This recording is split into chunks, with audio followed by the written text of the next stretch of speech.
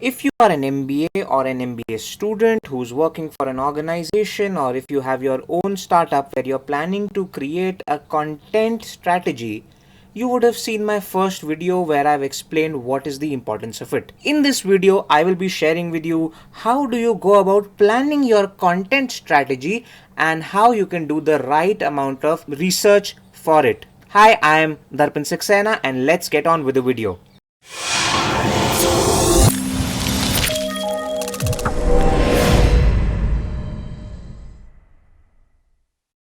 So if you're interested to know more about content, about digital marketing, then you must visit our blog Super Heuristics, where we speak about a lot of things on this area. And in this video, I will be sharing with you these 4 major aspects about what are the basic elements of a content strategy, how do you go about finding what you need to do in it, and from there on, how do you build your content plan. And also, I must inform you that if you are an MBA student, or if you are a recent MBA graduate, or even if you are an MBA aspirant, we have a course for you. It's called 5 Steps Ahead. It helps you plan what you need to do while you are in your MBA. It helps you understand what are the basic concepts. So please go for this link and you will find how this course can help you in your MBA journey. Now, first of all, let's just understand what are the 4 basic elements which you need to be very thoughtful about when you're creating your content strategy. I would start off with the first one, which is called positioning. Now, I have already shared it in one of the videos that positioning is basically target market or target segment plus differentiation. So what am I effectively saying? I am saying that when you're thinking about your content strategy, first you need to think about your brand. What is the target audience which you are trying to achieve, and also what is the uniqueness or the USP which you have among your competitors. Once you have that clarity, it should reflect on whatever you do. Now, from there on, the next important thing to focus on is the value proposition. What is the value prop of the brand, and also what is the value prop of this current content piece which you are planning to do. So for example, if you want to do an article, you need to be very clear that okay, at the end of the article, what should my audience feel about it? What is the kind of transformation which I will offer through my article? And from there you would be able to sort of give a good shape to your exact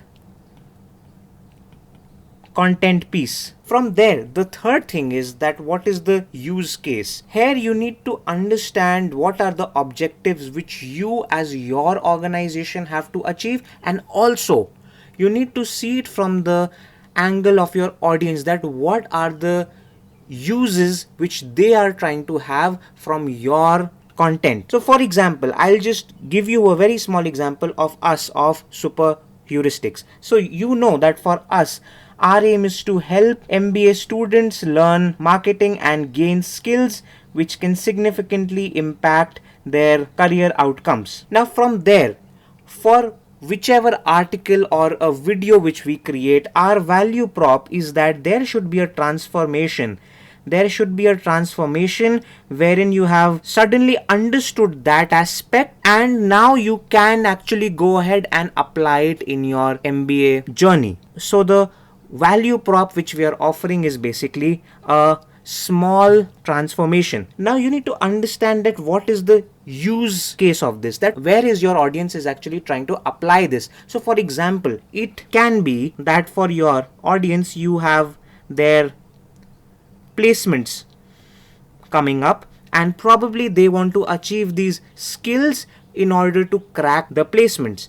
Or it could be that you are already out there in the industry and you're trying to solve a problem at your workplace. Now once we have understood these 3 things, then we go ahead and create a strategic content plan. What is this plan all about? In this plan, we make sure that we are able to answer that how would we spread the content, what would be the channels for it, who is the audience and where exactly are they, and how will we evaluate it, how will we evaluate our content performance. All of these things come into the strategic plan. Once you have all of these four things in place, you can now start to think about your content strategy in a very structured way. And that is which is very important for you to start it off. Now from here, once you have an idea about what the content plan is, you would want to begin your research for it. Here is our advice on what you need to do when you are researching for your content marketing strategy. The first thing which you need to understand is that what are the industry insights which you have. If I were to give you an example of us again, I would say that okay, in the field of marketing and MBA, the key industry insight as of now is that marketers, they need to learn analytics. They need to have a good appreciation for analytics, and it would help them upskill, it would help them do well in their journey. Okay, now we have that thing in our head. The second thing which you need to see is that what is the objective of your organization? What are you trying to help the audience achieve? What do you want to achieve? So in our case, we know that okay, we want to help our audience understand marketing in a good way so that it can significantly impact their outcomes. And third thing, you need to understand what are the needs of your audience. What exactly do they want? They want placements. MBAs want placements. MBAs want jobs. MBAs want internships. MBAs want good packages. MBAs want good salaries. And MBAs, they want a good quality of life. So all of these are the things which you need to have in your head. Now when you have your industry insights, what your objectives are and what are the exact objectives of your audience, you would be able to search for the content in the right areas. Now third and a very important thing, do you think that all kinds of content are the same? The fact is that no, not all kinds of content are the same. What I'm trying to say is that when you're creating the content now, you need to be careful about where is your audience exactly in their journey. Where exactly are they in the AIDA funnel? We have already shared with you a good way to see this in one of our earlier videos, so please go ahead and watch that again. Now how would that help you? Say for example, if there is an MBA student who has no idea that okay, he or she, they need to learn analytics, for them probably you would want to create an article which is in the first stage, which is in the stage of awareness. And here in this article, you would want to share certain industry insights about why do MBAs need to learn this thing. Now once they are sure about that, yes, I want to learn analytics, then they are in the stage of interest. About it. Here probably you can share with them an ebook which speaks about what are the various courses which they can use to learn the skill. Once they are aware about what all things they need to know in that, then probably you can go here in this stage and you can create a desire for your own product. You can do this by sharing some of the sample videos, or you could even share demos, etc. And finally, when the user is interested to take the final step, which is the action, then probably you could share the experience of the other students.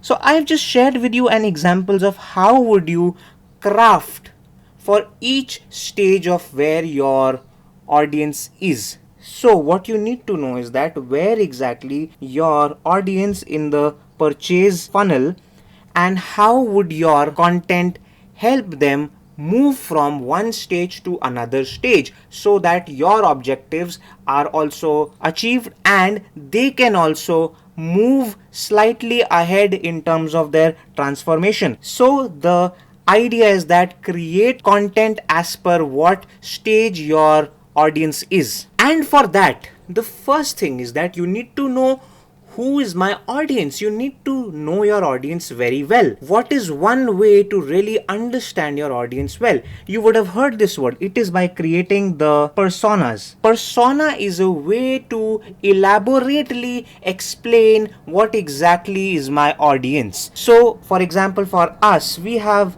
said that one part of our audience is a MBA first year student who has the following interests. So if you can see, we have created a lot of details of what would interest our audience. Now, how will it help us? So say, for example, we are saying that, okay, for a MBA first year student, a very important place to go is, say, for example, a YouTube. Then we will ensure that, okay, we need to be available on the YouTube channel. Whereas for this audience, if we see that, okay, now they are more active on this, like platform, then obviously we need to alter our strategy for this segment, and we need to say that, okay, we now also have to have it on this platform. So that is how it is very important for you to also go into complete elaboration as to what and who your audience is. Again, I've already shared this exact same slide in another video of mine, wherein I've explained that as per the various stages of the funnel, what are the kind of content which you can create. I would want that you should pause the video over here and have a good look at it. You will realize that you yourself would have encountered a lot of these, as you would be also the audience for someone else. And finally, once you've created your entire strategy, you now know that what exactly is what the audience needs, who exactly are they, where do they go, where you can find them. Once you have created all of those strategy, now you need to just create your content. So for example, you could create it on your own website wherein you can publish it, or you could start your own blog on, say, a platform like the WordPress or a Drupal or elsewhere. See, what exactly are these? All of these are the softwares which you use in order to create your own space on the online web. You are basically creating your own real estate online, because until and unless you have your own space, where would you go and publish your content? So very frankly, here it could be a website, it could be a blog, it could be a YouTube, it could be Medium. All of these are effectively content management places. So you need to start to identify these assets as content management assets. From there, if you are an MBA who is working for another organization, or if you have your own organization, you need to create a good set of guidelines, which means that when you are creating so much content, be it across your websites, your blog, say for example video content, so on and so forth, when you are creating so much, you want that all of it should be cohesive, all of it should be in concert and should be in alignment with each other. It should look from the same brand, it should sound the same, and hence you need to have a good guidelines which will help you and your entire organization structure their content work. And finally, once you have all of these things in place, you need to create a schedule, a proper schedule of what will go out on which channel and when. So it is effectively what will go out on which channel and when.